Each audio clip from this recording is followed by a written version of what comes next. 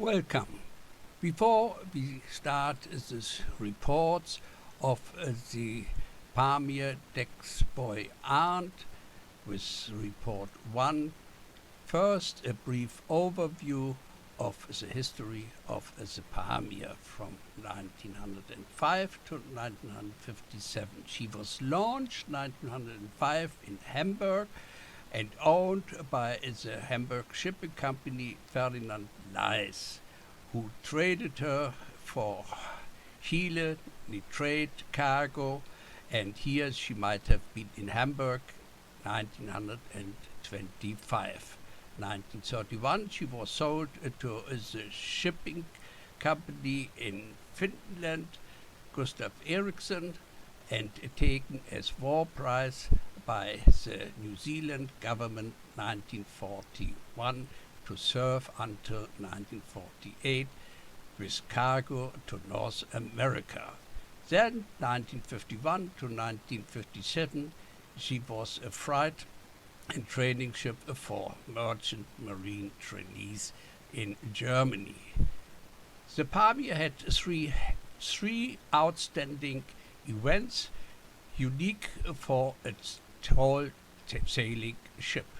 The first was the flagship 1947 in the 111th Sydney Harbour Regatta. 1948 in March she was visited in London by Princess Elizabeth of York and Prince Philip of Edinburgh. And when she came back to Germany, the first president of the Federal Republic of Germany, Theodor Heuss, paid the Pamir a visit. Now we come to report 1, read by the Pamir boy Arndt. Here we go. In June 1955.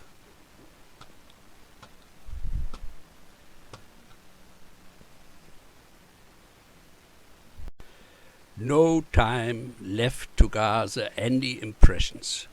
I had just arrived from Bremen when standing on the teak deck of the Pamir, the old gnarled boatswain growled at me and my colleagues, "Leave your things right here and carry these bags to the front of the ship." This was his friendly welcome on board.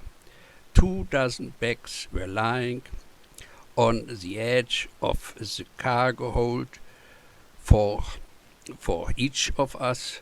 From here to the forecastle there were only about 25 meters. So, ropes, shouldering one sack and off we go. But what a weight!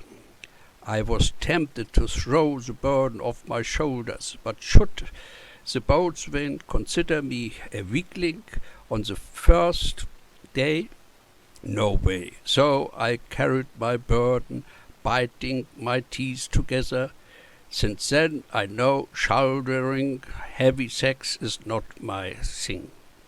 The first day on board the Pamir was overwhelming in every aspect. A Guinean boatswain had spoken to us. The sun was shining brightly, and the port of Hamburg, when we newcomers come to sail training from ship Deutschland of Bremen, had climbed the gangway at noon, and we were quickly adopted by the hierarchy of the world of labor. 24 hours earlier, I never even suspected that this might happen. Counting from 18th of April 1955, I took part in a pre-training course on board the training ship. After 3 months of training, I was supposed to take an exam. This would have been difficult because some parts of the lessons have not been understood until this day. But on Wednesday, 22nd June 1955, 5 of us were unexpectedly ordered to see the head of the school for deck boys. "Pack your stuff. You will board the Pamir tomorrow, 11 a.m. in Hamburg. Understood?" In my nautical book it says laconically, Arne took part in the advanced training course lasting 2 months and 8 days with success. Signed, Captain. I hope for such testing and performance result also in the future. On this day all crew members arrived.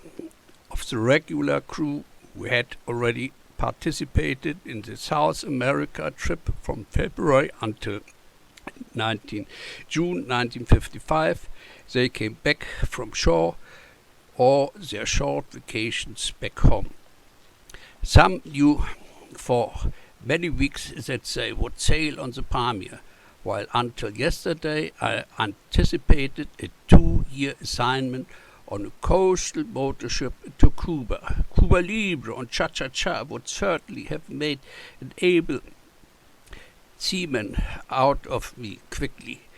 Life in Havana was supposed to be real cool. The perspective shattered. For a 16-year-old, the Pamir was then somewhat a solid and great dream anyway.